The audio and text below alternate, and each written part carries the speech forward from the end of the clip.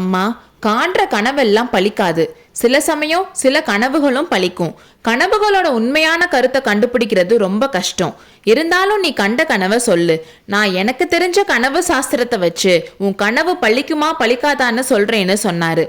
மகள் ஏதாச்சும் கெட்ட கனவு கண்டிருந்தா அதுக்கு நல்ல அர்த்தம் ஏதாச்சும் சொல்லி அவளுக்கு தைரியம் சொல்லிட்டு போலான்னு செம்பியன் நினைச்சாரு.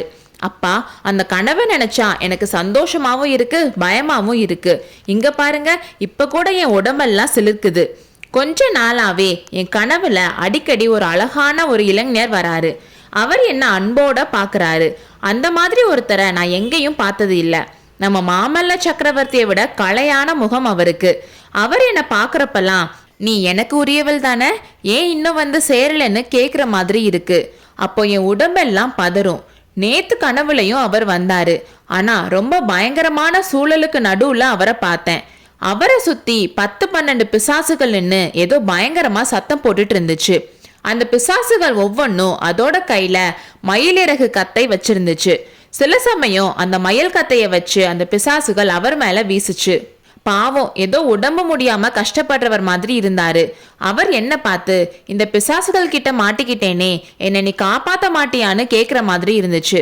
உடனே நான் திரும்பி ஓட்டமா ஓடுனேன்.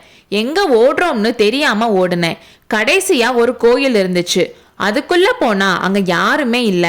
அம்மன் சந்நிதிக்கு போய், தாயே, என் உள்ளம் கவர்ந்தவன நீதான் காப்பாத்தணும்னு கதறினேன். குழந்தாய், பயப்படாத, என் குமாரனை அனுப்புறேன். அவன் உன்னோட வந்து உன் விருப்பத்தை நிறைவேற்றுவான்னு ஒரு அசரீரி சொல்லுச்சு. உடனே அம்மன் சிலைக்கு பக்கத்துல திவ்யமா ஒரு சின்ன பையன் நிக்கிறத பார்த்தேன். என் குமாரனை அனுப்புறேன்னு தேவி சொன்னனால வள்ளி நாயகன் தான் வரப்போறாருன்னு நினைச்சேன். ஆனா அங்க நின்ன பையனோ விபூதி ருத்ராட்சம் போட்ட சிவயோகியா இருந்தாரு. அவர் இனிமையான குரல்ல, தாயே, என் கூட வா, உன் நாயகனை காப்பாத்தி தரேன்னு சொன்னாரு. உன் நாயகன்ற வார்த்தையை கேட்டதும் எனக்கு புல்லரிச்சு தூக்கத்துல இருந்து முழிச்சுட்டேன். அவர் காப்பாற்றப்பட்டாரா இல்லையான்னு தெரியாதனால என் மனசு இன்னும் துடிச்சிட்டு இருக்கு. நான் கண்ட கனவோட அர்த்தம் என்ன அப்பா? அதனால எனக்கு ஏதாச்சும் நல்லது நடக்குமா இல்ல கெட்டது நடக்குமான்னு கேட்டு முடிக்கிறதுக்குள்ளேயே கண்டிப்பா நல்லதுதான் நடக்கும்னு செம்பியன் உறுதியா சொன்னாரு. நீ கண்ட கனவு ஏதோ தெய்வீகமா தோணுது. உன் மனசுக்கு பிடிச்சவன நீ இங்க பார்க்க போற.